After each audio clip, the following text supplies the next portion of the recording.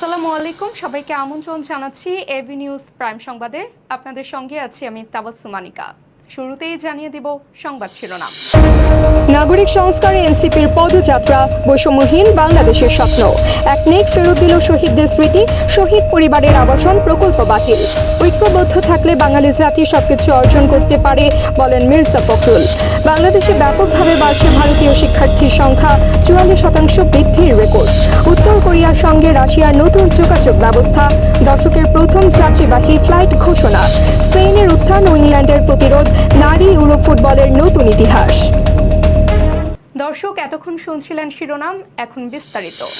রাষ্ট্রের দীর্ঘমেয়াদী সংস্কার, জুলাইয়ের ন্যায় বিচার ও সব ধরনের বৈষম্য দূর করে একটি সাম্যের বাংলাদেশ প্রতিষ্ঠার প্রত্যয়ে আজ শেরপুরে পদযাত্রা শুরু করেছে জাতীয় নাগরিক পার্টি। বিকাল 5টায় শেরপুর শহরের মাহবুব চত্বর থেকে শুরু হওয়া এই পদযাত্রা শহরের খড়মপুর নিউ মার্কেট এবং থানা মোড় হয়ে শহীদ স্কোয়ার চত্বরে এসে শেষ হয়।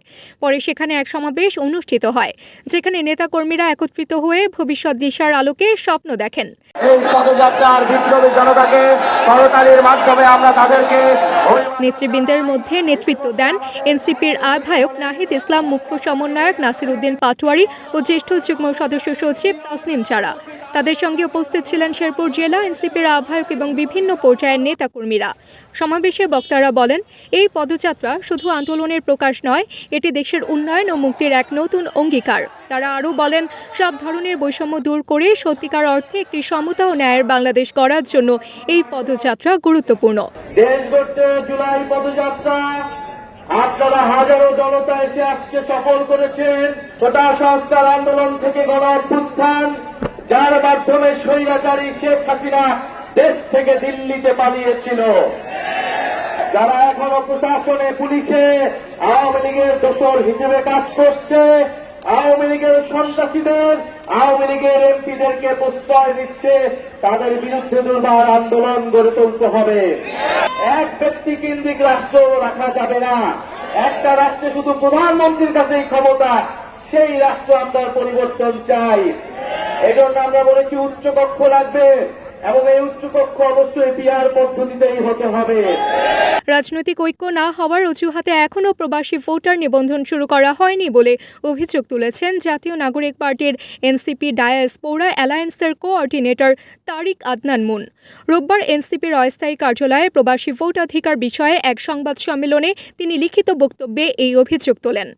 লিখিত বক্তব্যে তারিক আদনান মুন বলেন, আমি আজ কথা বলছি সেই 1.5 কোটিরও বেশি প্রবাসী বাংলাদেশের পক্ষ থেকে, যারা বিশ্বের নানা প্রান্তে ছড়িয়ে আছে, যাদের শ্রম, মেধা আর ভালোবাসায় বাংলাদেশ এখনও সচল। তো আমাদের প্রেস ব্রিফিংয়ের আজকের মূল উদ্দেশ্য হলো যে আমাদের প্রবাসীদের সবার যে প্রাণের দাবি, আমাদের প্রবাসী ভোট অধিকার, এটি নিয়ে আমরা আসলে উদ্বিগ্ন প্রবাসীরা, কারণ আমরা এটি নিয়ে কোনো ভিজিবল যে প্রোগ্রেস, এই প্রোগ্রেসটা দেখতে পাচ্ছি না। আমাদের যে প্রবাসীরা, আমরা যারা দেশের বাইরে আছি, বিশেষ করে আমাদের মধ্যপ্রাচ্য এবং বিভিন্ন জায়গায় যারা শ্রমিক ভাই বোনেরা আছেন, তারা যে কষ্ট করে আমাদের প্রতি মাসে প্রায় তারা $3 বিলিয়ন দিয়ে আমাদের অর্থনীতিকে চালিয়ে রেখেছেন, তাদের যে গণতান্ত্রিক অধিকার, যেটা নিয়ে আমরা কথা বলতে এসেছি, এইটার জন্য আপনারা যেন এই প্রশ্নগুলো সব জায়গায় ছড়িয়ে দেন এবং জনমত যে আমাদের পক্ষে আছে আমরা জানি, কিন্তু এগুলা যেন সব জায়গায় পৌঁছে দেওয়া হয়। জুলাই শহীদদের স্মরণে নির্মিত 36 জুলাই আবাসিক ফ্ল্যাট প্রকল্পটি অনুমোদন পাওয়া থেকে বঞ্চিত হল। রোববার রাজধানী শেরেবাংলা নগরে অনুষ্ঠিত জাতীয় অর্থনৈতিক পরিষদের নির্বাহী কমিটির বৈঠকে এই প্রকল্পটি উপস্থাপন করা হয়েছিল, তবে সর্বসম্মতিতে বাতিল করা হয়।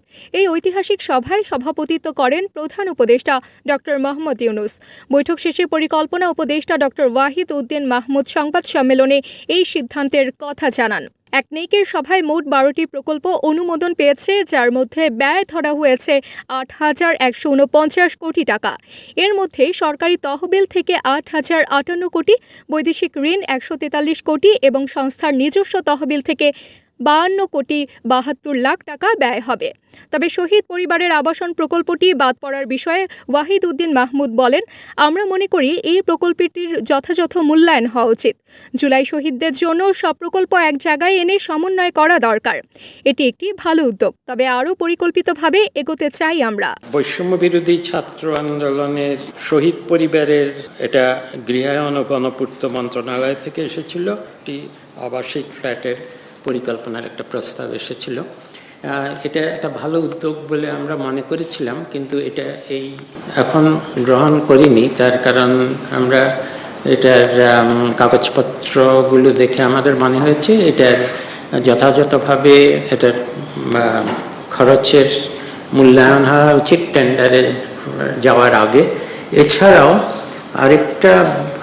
আরেকটা খুব গুরুত্বপূর্ণ বিষয় হলো বিভিন্ন মন্ত্রণালয় থেকে বিভিন্ন ধরনের সাহায্য এই পরিবারগুলোর মধ্যে আসতে থাকলে কোথায় যে ফাঁক আছে আর কোথায় যে দুটো একত্র হয়ে যাচ্ছে ওগুলো বোঝা যাচ্ছে না। বিএনপি মহাসচিব মির্জা ফখরুল ইসলাম আলমগীর বলেছেন, 1971 সালের মুক্তিযুদ্ধ, 52 ভাষা আন্দোলন, 69-এর গণ অভ্যুত্থান এবং গত 15 বছরের ফ্যাসিবাদী সরকারের বিরুদ্ধে লড়াইয়ের অভিজ্ঞতা প্রমাণ করেছে ঐক্যবদ্ধ থাকলে বাঙালি জাতি সবকিছু অর্জন করতে পারে।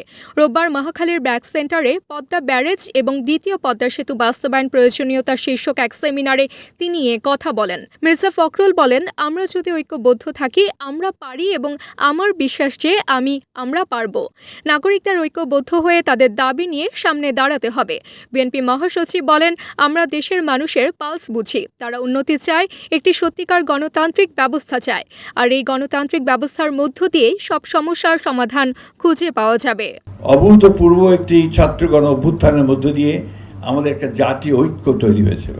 সেই জাতীয় ঐক্যকে সামনে নিয়ে আমরা যদি সবাই আমাদের মূল বিষয়গুলোকে সামনে আনতে পারি এবং সেই বিষয়গুলো যদি কাজ করি, চিন্তার ঐক্য আমাদের যদি থাকে, তা নিঃসন্দেহে আমরা সফল হব। বিশ্ববিদ্যালয় ও উচ্চ শিক্ষার ক্ষেত্রের পরিবর্তনশীল ধারা অনুযায়ী 2024 সালে ভারতীয় শিক্ষার্থীদের বিদেশে উচ্চ শিক্ষার গন্তব্যে বড় ধরনের পরিবর্তন লক্ষ্য করা যাচ্ছে। এক দশকের বেশি সময় ধরে যুক্তরাষ্ট্র, যুক্তরাজ্য ও কানাডা ছিল ভারতীয় শিক্ষার্থীদের প্রধান পছন্দের শীর্ষে, কিন্তু এখন সেই চিত্র বদলে যাচ্ছে। সাম্প্রতিক পরিসংখ্যানে দেখা যাচ্ছে পশ্চিমা দেশগুলোর প্রতি আগ্রহ কমে আসছে এবং এর জায়গা নিচ্ছে বাংলাদেশ, রাশিয়া, সিঙ্গাপুর ও উজবেকিস্তানের মতো দেশগুলো। ভারতের পররাষ্ট্র মন্ত্রণালয়ের তথ্যে জানা গেছে, 2023 সালে বিদেশে উচ্চ শিক্ষা গ্রহণের জন্য যাওয়া ভারতীয় শিক্ষার্থীর সংখ্যা ছিল 8,92,000। তবে আরেক বছর পরে এই সংখ্যা কমে দাঁড়িয়েছে 7,59,000-এ, অর্থাৎ এক বছরে প্রায় 1,30,000 শিক্ষার্থী কমে গেছে। তবে আশ্চর্যের বিষয় হলো, এই হ্রাসের মধ্যে এক অপ্রত্যাশিত প্রবণতা দেখা যাচ্ছে। যারা আগে পশ্চিমা দেশগুলোকে প্রথম পছন্দ হিসেবে বিবেচনা করতেন, তাদের মধ্যে এখন অন্য দেশগুলোতেই আগ্রহ বৃদ্ধি পাচ্ছে। এর অন্যতম উদাহরণ হলো বাংলাদেশ। 2023 সালে যেখানে বাংলাদেশে পড়তে এসেছে 20,368 ভারতীয় শিক্ষার্থী, 2024 সালে এই সংখ্যা বেড়ে দাঁড়িয়েছে 29,232-এ, যা প্রায় 44% বৃদ্ধি। দীর্ঘ এক দশকের বেশি সময়ের পর রাশিয়া নতুন করে উত্তর কোরিয়ার সঙ্গে যাত্রীবাহী ফ্লাইট চালুর ঘোষণা দিয়েছে।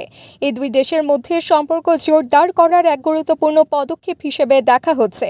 ব্রিটিশ বার্তা সংস্থা রয়টার্সের প্রতিবেদনে বলা হয়েছে, রোববার রাশিয়ার রাজধানী মস্কো থেকে উত্তর কোরিয়ার রাজধানী পিয়ংইয়ংয়ের উদ্দেশ্যে প্রথমে সরাসরি যাত্রীবাহী রুশ ফ্লাইট উড্ডয়ন করবে। প্রথমে এই ফ্লাইটটি মস্কোর সেরেমেতিয়েভো বিমানবন্দর থেকে সন্ধ্যা 7টায় উড়বে বলে বিমানবন্দরের সময়সূচিতে উল্লেখ করা হয়েছে। এই ঐতিহাসিক যাত্রার মাধ্যমে 2022 সালে ইউক্রেনে রাশিয়ার সামরিক হামলার পর থেকে ভিন্ন মতাপূর্ণ এই দুই দেশের মধ্যে সম্পর্কের নতুন দিগন্ত উন্মোচিত হতে পারে। অতীতে 1990-এর দশকের মাঝামাঝি সময়ের পর এই প্রথমবারের মতো রাশিয়া উত্তর কোরিয়ার মধ্যে নিয়মিত বিমান পরিষেবা শুরু হচ্ছে। এর আগে জুনে মস্কো পিয়ংইয়ংয়ের মধ্যে পুনরায় যাত্রীবাহী ট্রেন চলাচল শুরু হয়, যেখানে ট্রেনে করে পৌঁছাতে সময় লাগে প্রায় 10 দিন। রুশ রাষ্ট্রায়ত্ত বার্তা সংস্থা RIA জানিয়েছে, প্রায় 8 ঘন্টার এই ফ্লাইটটি বোয়িং 777-200ER মডেলের একটি উড়োজাহাজ দিয়ে চালানো হবে, যার ধারণ ক্ষমতা 440 জন যাত্রী। বিশ্বের শক্তিশালী ফুটবল দলগুলোর মধ্যে অন্যতম বর্তমান বিশ্ব চ্যাম্পিয়ন স্পেন এবার প্রথমবারের মতো ইউরো ফাইনালে মুখোমুখি হতে যাচ্ছে ইংল্যান্ডের।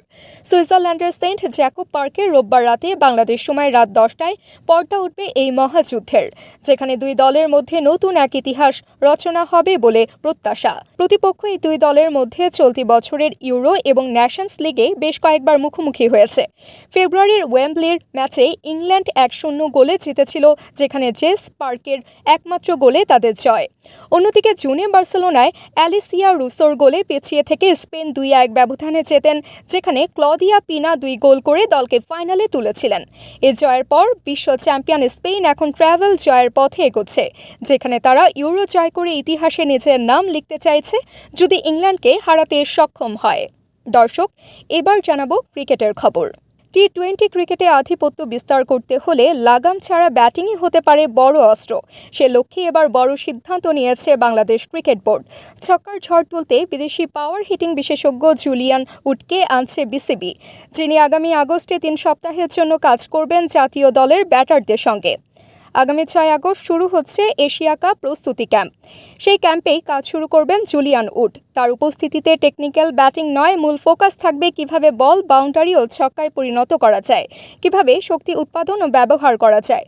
উড এর আগেও বাংলাদেশ প্রিমিয়ার লিগে চট্টগ্রাম চ্যালেঞ্জার্সের হয়ে কাজ করেছেন। এবার জাতীয় দলের জন্য তার অভিজ্ঞতাকে কাজে লাগাতে চায় বিসিবি। শুধু ব্যাটিং কোচেই থেমে নেই বিসিবির পরিকল্পনা। ক্রিকেটারদের মানসিক দৃঢ়তা বাড়াতে একজন স্পোর্টস সাইকোলজিস্ট নিয়োগ দেওয়ার পরিকল্পনাও চলছে। দর্শক, এতক্ষণ আমাদের সঙ্গে থাকার জন্য ধন্যবাদ। সর্বশেষ সংবাদ পেতে ভিজিট করুন আমাদের ওয়েবসাইট www.abnewsinternational.com সেই সঙ্গে নিয়মিত ভিডিও নিউজ পেতে আমাদের ফেসবুক পেজ ও ইউটিউব চ্যানেলে চোখ রাখুন।